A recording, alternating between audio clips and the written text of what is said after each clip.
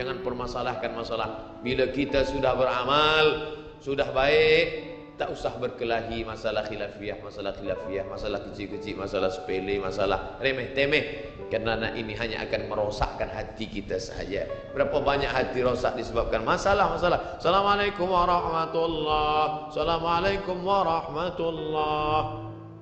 Apa salam-salam ni? Padahal hati sedang lembut. Selama ini dia berzina, selama ini dia minum khamar, selama ini dia mabuk, tak ada pernah orang marahkan dia. Tiba-tiba dia dah taubat, dia masuk masjid, Assalamualaikum warahmatullahi, Assalamualaikum warahmatullahi. Dia nak salaman, apa salam-salam? Tak boleh salam selepas sembahyang. Ini bid'ah, wa kullu bid'atin dhalalah, wa kullu dhalalatin finnar. Kata dia dalam hati, aku mabuk 20 tahun, tak ada orang bagi tahu mabuk tu haram. Ini aku dah taubat, salam kau kata ramah. Ha, kata dia.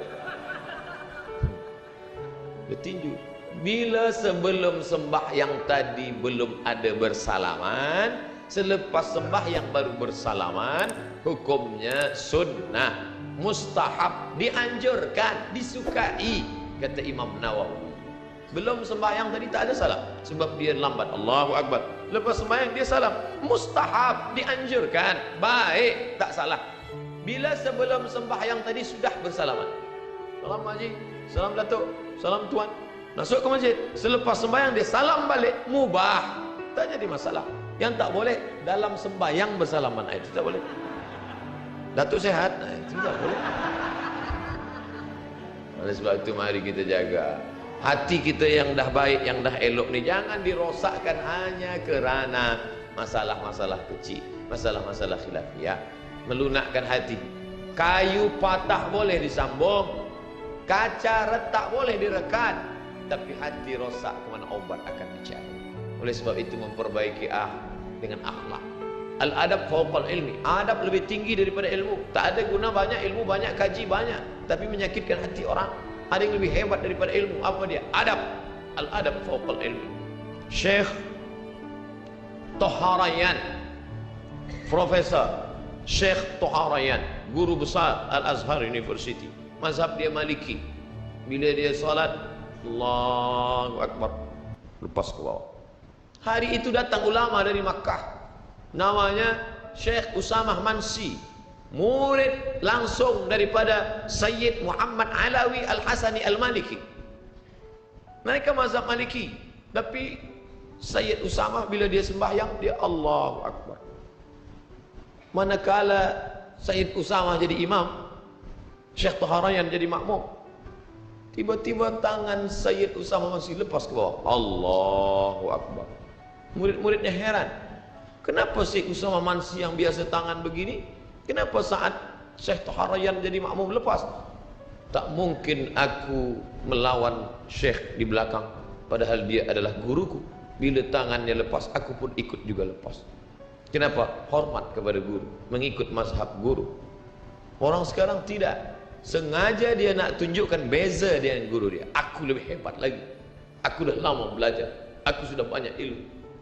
Sudah jelas mazhab Syafi'i bismillah sir, bismillah jahar, bismillahirrahmanirrahim, alhamdulillahi rabbil alamin.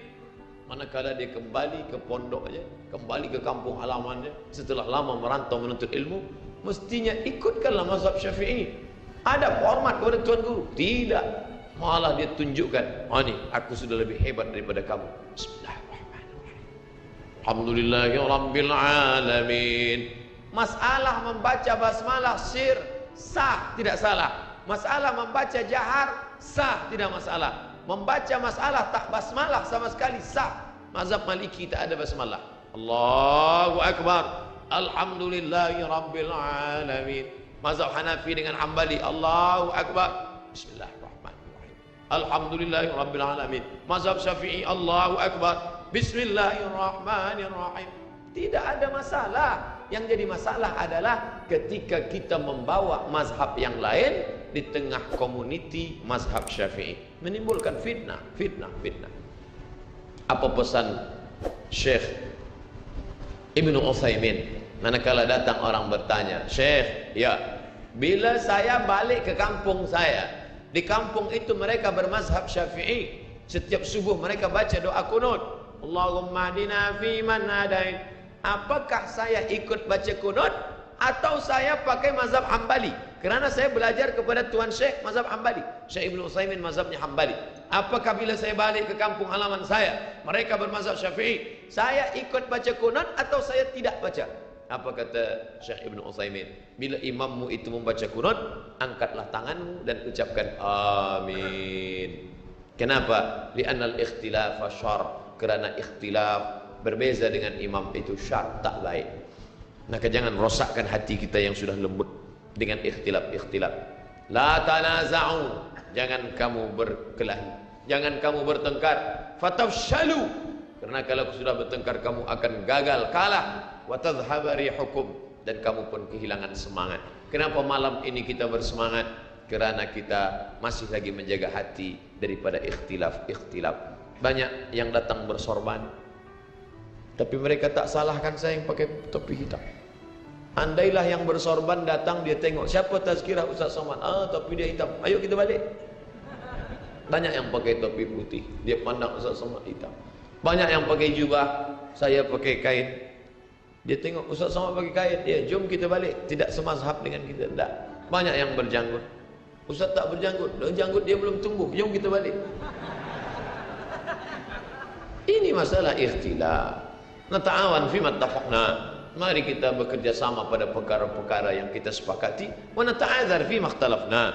Mari kita berlapang dada menerima perbezaan. Ini tentang masalah kajian tajuk kita.